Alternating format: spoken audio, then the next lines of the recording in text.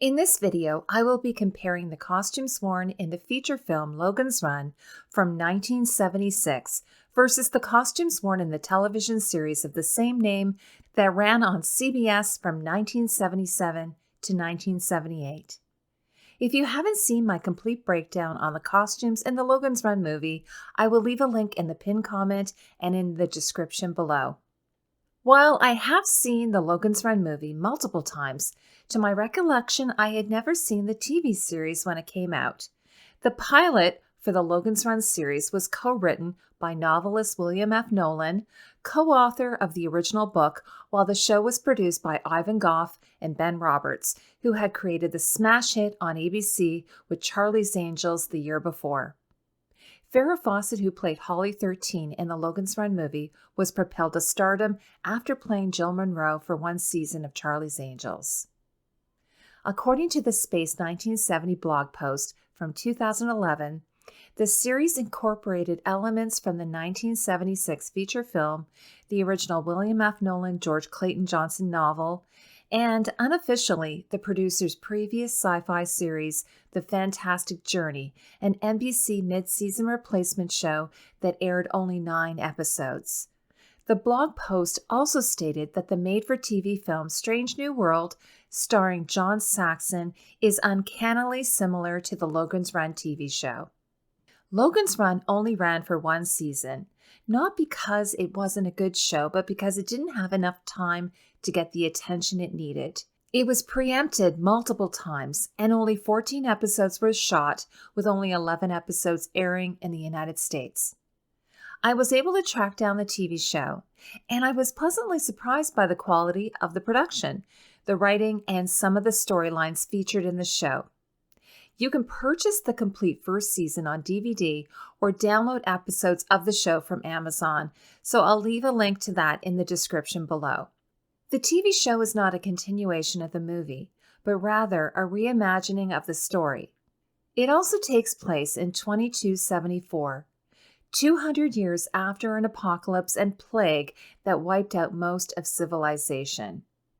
It starts with Carousel and then right into the key players escaping the City of Domes, while Jessica 6 and Logan 5 are pursued by Francis 7, Logan's best friend and fellow Sandman. One major difference between the movie to the show is that none of the characters have a life clock in the palm of their hand. Also, the show added a character named Rem, a human-like android who is a companion to Jessica and Logan, but also offers some comic relief to the show.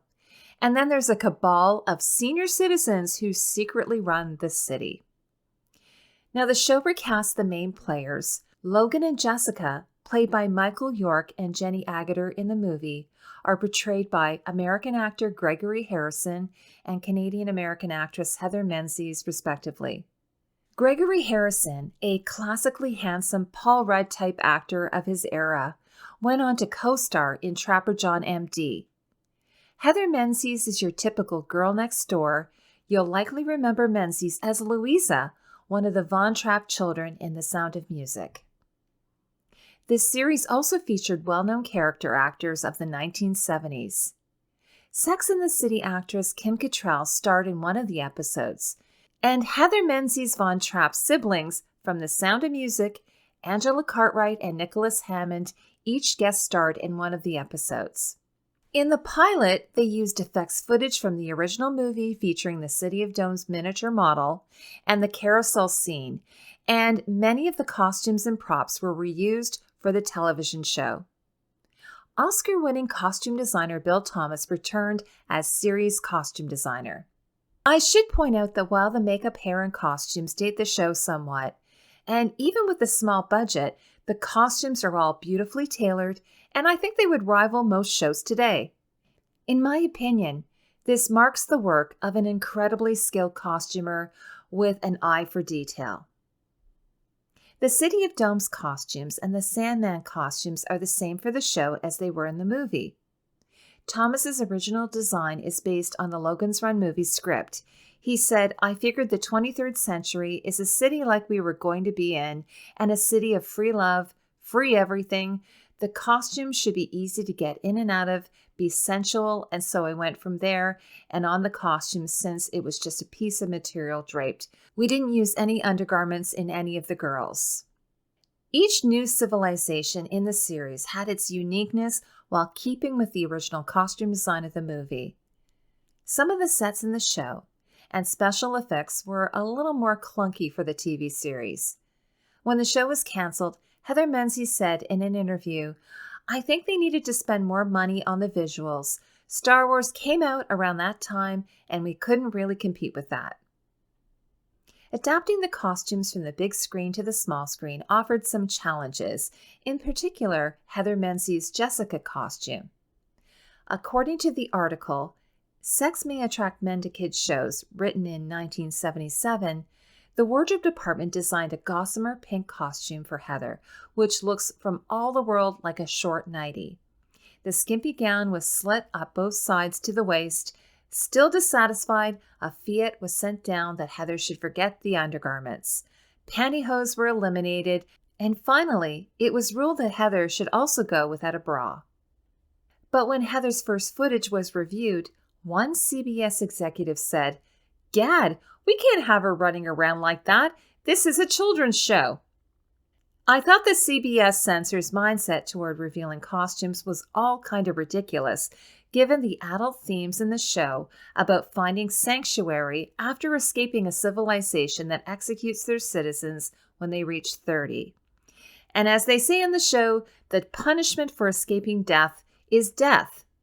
And as someone who watched Charlie's Angels when I was 9 or 10, the bikinis worn by the angels showed way more skin than Heather in her tunic.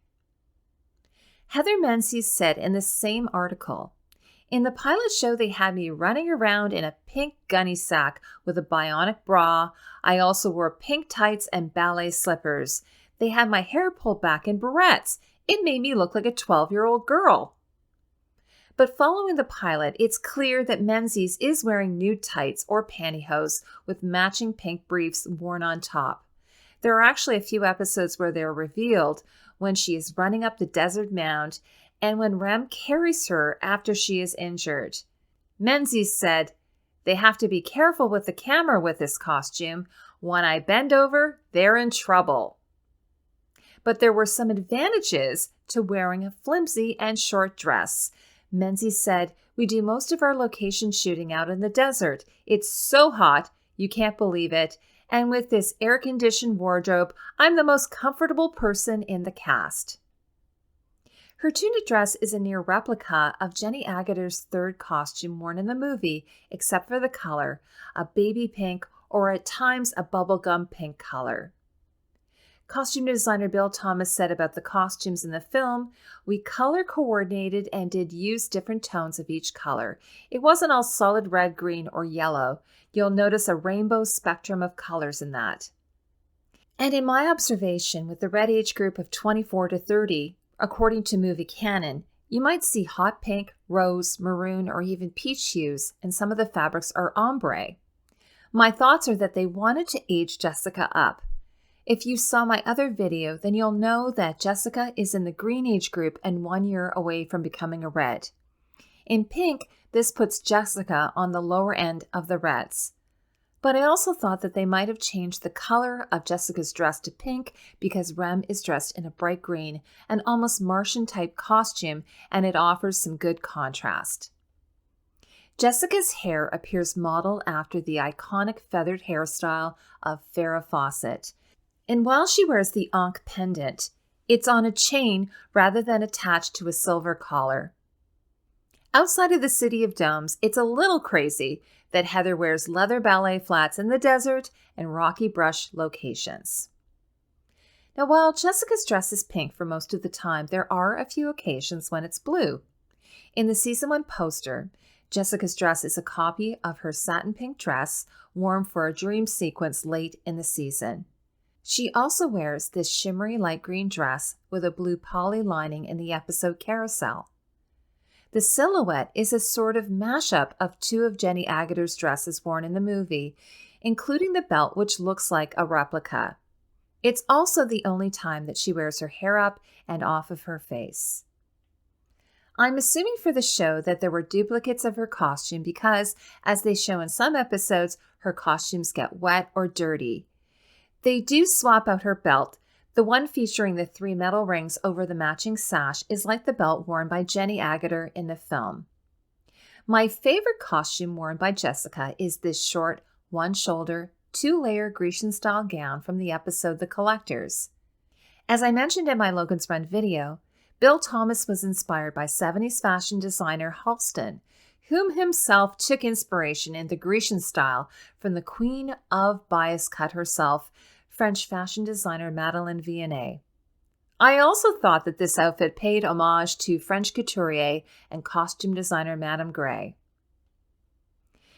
The women's chiffon dresses worn in the episodes The Innocent and Half-Life, like the one worn by Kim Cattrall and the other women, appears to also have taken inspiration from Halston.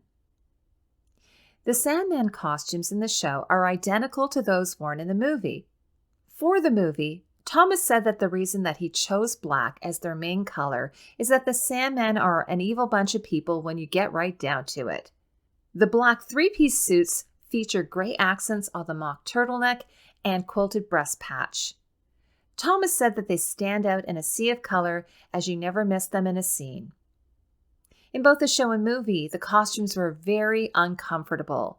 With the movie shot in Dallas in the summer, Michael York said that it was hot wearing costumes made of nylon. You can even see that in several scenes throughout the movie that he's sweating. And then Menzies said of the show, "Poor Gregory wears a heavy black outfit that fits like a wetsuit. He sweats like a horse all day, every day." There's actually a scene in the episode Collectors where they jump fully clothed into a spring after being in the desert, and they appear genuinely relieved. I'm not certain, but based on the descriptions from the auction house, it appears that they reused some of the Sandman costumes from the movie and created some new ones, likely for Gregory Harrison for the show. Like Menzies, he wears the same hero costume throughout season 1, so he would have required multiple costumes. Harrison's boots appear to be black leather beetle boots or Chelsea-style boots. One of Logan 5's Sandman costume ensembles went up for auction by Prop Store in 2019 and sold for $2,750 US. Like the costumes from the movie, this ensemble was made by Western Costume Company in North Hollywood. According to the auction description, the 3-piece ensemble is made in a smooth black knit jersey. Logan 5's prop weapon and a Sandman's hero tracking device were also sold off that same year. Rem's green mock-neck turtleneck and belt were also auctioned off by the Prop Store in 2019 and sold with a winning bid of $1,800 US. Outside of the main cast, Bill Thomas often falls back on the polyester or gold and silver lame jumpsuit and mock turtleneck. This is an often used trope in 70s science fiction. The suits worn by the men dressed in silver, with identical piping in the collar, are most likely modeled off of or even the same costume worn by Doc in the movie. And I think it's also the same design, albeit in black, as the Carousel creature, also wearing the mask that we see on the victims in Carousel. Like with Rem, a lot of the costumes feature geometric patterns and color blocking, sometimes with coordinating or complementary colors. But another of his favorite design features is the deep plunging neckline on both the men and women. Many of the men in the Logan's Run film and TV show, along with their exposed chests, also wear very tight-fitting, high-waisted pants. Aside from science fiction, this was also represented in fashion magazines, catalogs, and the disco club scene in the late 70s, like we saw at Studio 54. While many of the costumes take inspiration from the 70s, there are also some subtle cultural and historical references in the costumes as well, like we see with the soldiers. I thought that the horse-riding soldiers have a medieval influence, and I even thought that their helmets look a bit like the Mandalorian. At times, they wander into the far-fetched with medieval-style cowl collars and clear plastic visors. But my favorite costumes in the season are the husband and wife duo in the episode Capture, inspired by the story of the world's most dangerous game. Because of their love for the hunt, the wife has a penchant for animal prints, like with her sheer tiger print kaftan and cream suit with accents of the animal print. And the same print is echoed in her husband's belt worn over his very well-fitting rusty pantsuit. Let me know in the comments if you have seen the Logan's Run TV show, and if so, what were your favorite outfits? And if you've enjoyed this type of retrospective of the 1970s, let me know what other shows that you'd like me to cover. Thanks for spending time with me. I'll see you in the next video.